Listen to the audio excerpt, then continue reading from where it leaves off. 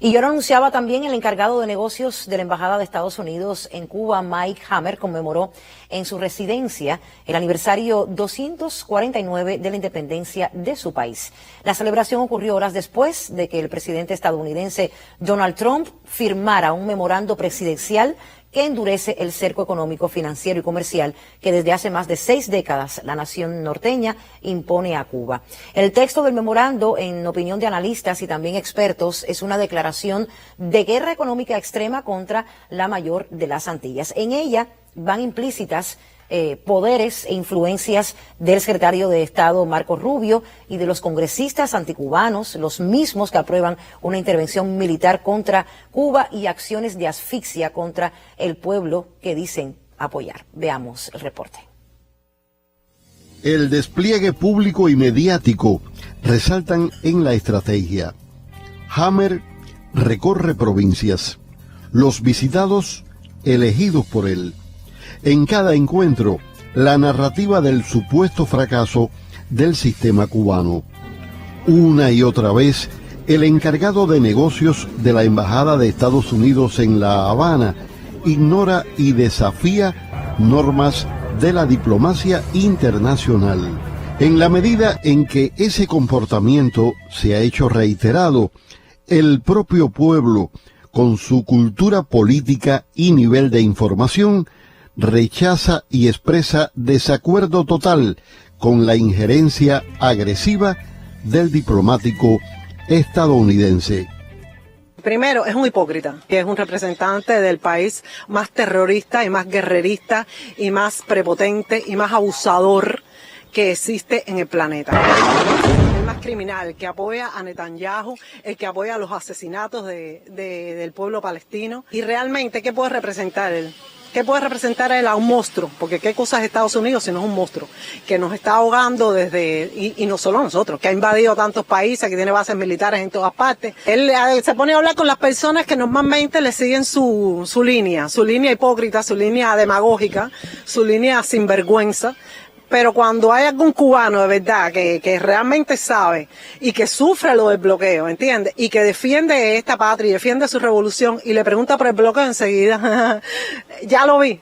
Lo que queríamos saber es cuáles son las ideas de ustedes, cuándo ustedes van a eliminar el bloqueo. Bueno, ¿y cuándo nos van a quitar de la lista de países?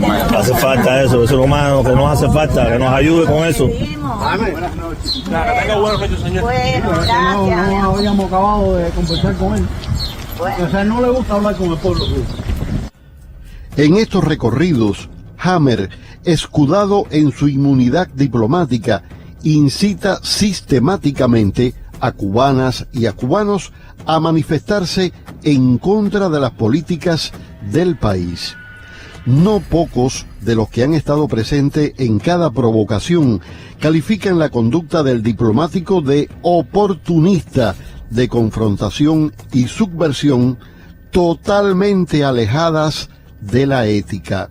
Otros refieren que tal desfachatez es certificada y apoyada por su gobierno, el mismo que ahora, tras la firma del memorándum presidencial, recrudece la presión, el chantaje, las sanciones y obstáculos de todo tipo para hacer más férreo el bloqueo contra Cuba. Esas medidas son para desestabilizar mucho más nuestro país, crear una conciencia, sí, de eso es parte de la guerra no convencional que por muchos años Estados Unidos está implementando contra Cuba y ahora buscando desestabilizar la conciencia de nosotros como cubanos. Hammer organizó la celebración del 4 de julio en su residencia.